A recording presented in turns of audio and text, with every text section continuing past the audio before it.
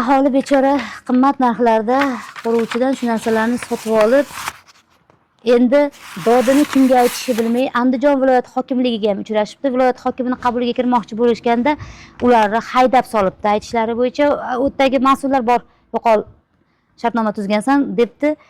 Hech kimga dardlandim. Tuman hokimligi, tuman mutasaddilari, tuman mas'ul vakolatli organlari prokuraturasidan tortib ichki ishlarigacha nimagadir hech qanday jonbozlik ko'rsatmasdan jim qolishni afzal ko'ribdi. Yana bir narsani aytib o'tib ketishim kerak.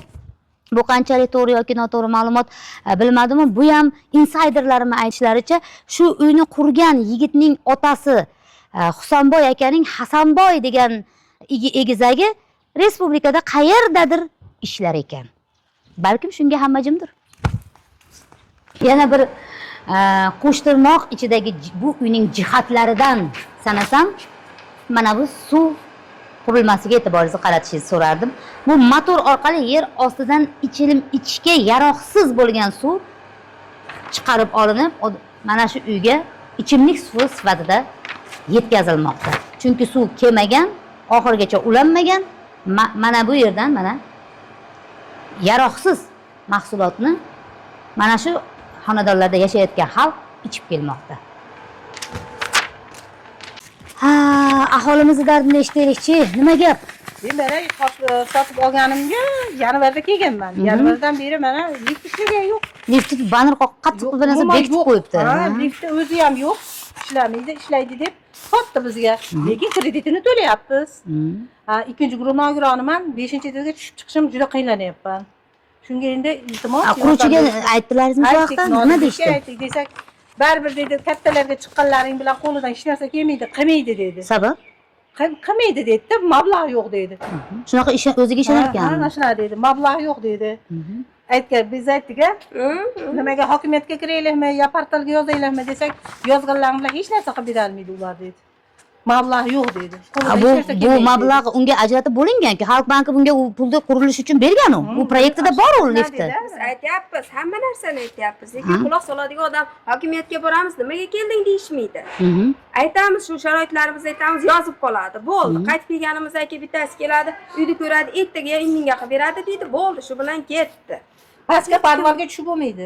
Men hozir kirdim, hidiga chidamadim. Podyezdda ham hidlar. Umuman. Menimcha kanalizatsiya ulanmagan, pastda qolgan shu yerda kanalizatsiyadan. Suvlaring ham ahvolini ko'ring, ichimlikka ham. O'zi vaqti ichib bo'lmaydi, sotib olyapti suvni. Yerda osta, nalindaqa suvda u. Kechasi bilan Qachon? Xirillab yotadi. Ovozi kelib turadi. Asosan mana suvga ham chidab yashayapmiz endi. Uylarimizni vitishkalarini hal qilib berishga yo'q. Eshiklarimizda narsalari yo'q. Ishlarimizda anaqasigacha yo'q hali. O'ynaylari yo'q edi. Uni o'zimiz qildirib olaylik, mayli desak, uni chekkasidan ramkasini alohida zakaz qilib olib keltirish kerak ekan uni.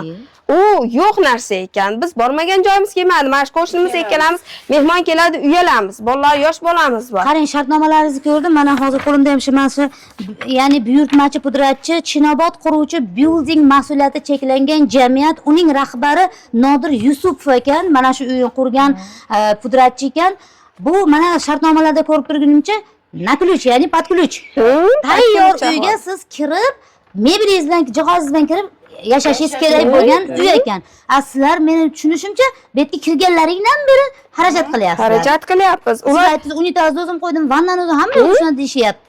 Birovni chiqarib yuborganini meni vannamda hozir kirib ko'ringlar, iltimos. O'zlariga aytdim. Opa, shukur qilmaysizmi deyapti. 5 million rasotini o'zdan qilib olasizlar deyapti. Ana quruvchisi bor bo'ladi. Eskiga kirib bo'lmasmi? Men majbur bo'ldim. Bolam maktabga olib kirishim kerak edi. Mayli dedim desam, chekkalari sinib ketganini qo'yib berishdi. Orqasidan aytsam, qani ayting, kimga aytasiz deyapti. Nodirbek topolganim yo'q, dadasini topolganim yo'q. Aytdim, shuni qarab beringlar dedim.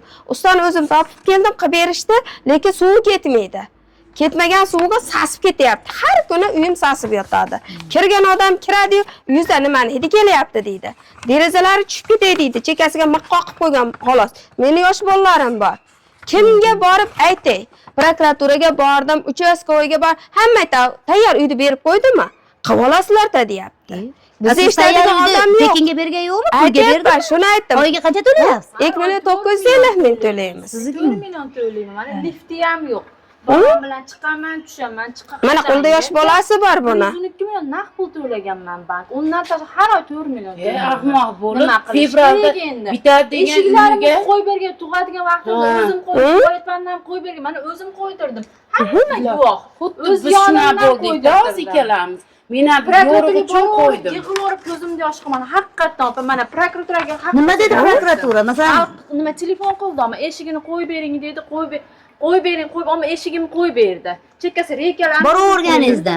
Boraverdim, yig'laverdim, aytaverdim, oxir eshigini qo'yib bering Ha, degan. nimaga eshigini qo'yib bering dedi. Unga nisbatan bir chora qo'llash, bo'yningga olgan mas'uliyatni bajar degan narsa bo'lmadimi? Naq olgan lekin. Bizni aybimiz biz tushunmaganimizda bo'ldi. Bankdagilarga kirib, biz tayyor uyga qo'l qo'yaylik demabmiz-da biz o'sha paytda. Opalar, pulim yetmayapti, mablag' ko'rib turibsizlar mana dedi, taniysizlar. Shuni shunday qo'l qo'yib beringlar, shu tushgan pulni o'zlaringizga sarflaymiz dedi. Deganiga men mana 25-dekabrda qo'l qo'yganman 2023-yilda. Hozir mana 25, 1,5 yil bo'lyapti. Shundan beri bormay Andijon hokimiga bordim men. Eshdan kirgizishmadi. Qo'l qo'yganmizlar, ayb o'zlaringda, qarab chiqinglar dedi.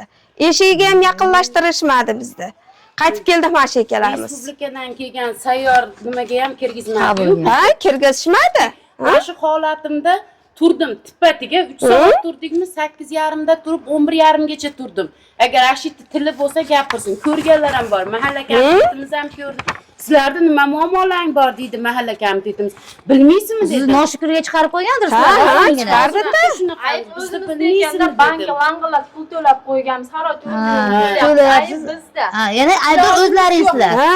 Biz tushunmaganligimiz Bu bo'ldi. Nodirbekdek, Yusupovdek ajoyib insonni yomonlik qilayotgan ekansizlarda, ha?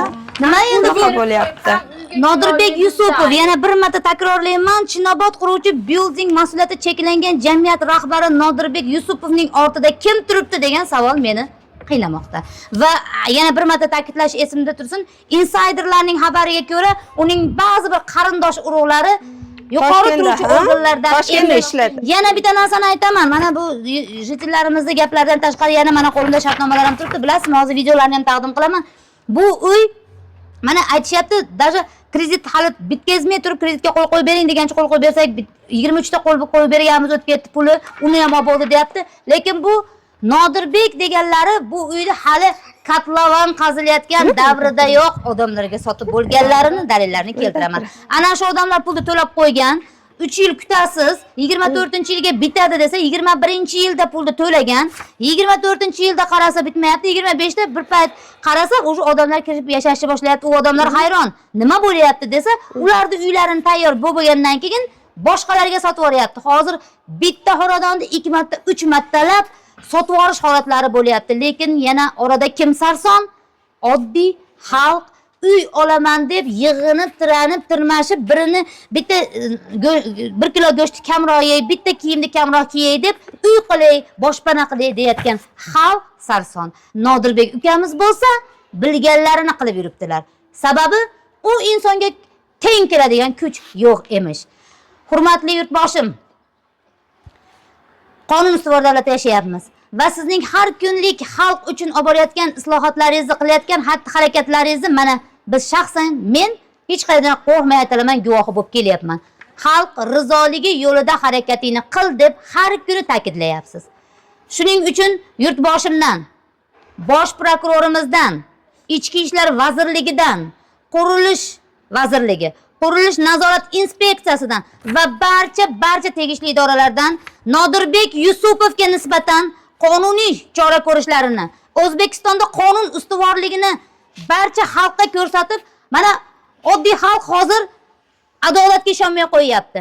Tegishli idoralarga borsak, baribir bizni eshitmaydi hech kim. Nodir baribir tanish bilishi bilan, yuqori turuvchi organi bilan, cho'ntagidagi puli bilan hamma yo'lda eplab kelyapti degan ishonchsizlikni yo'qotilishiga amaliy yordam bersangiz. Yurtboshim, o'tinaman. Nodir Yusupovlarga o'xshaganlarni harakatlarini to'xtatsangiz, chunki bu uylar 15 yilga mo'ljallanib, kamida 50 yilga mo'ljallanadi, 15 yillik krediti bor uylar 1 yildagi ahvolini ko'rib turibsiz. Rahmat, sog' bo'ling.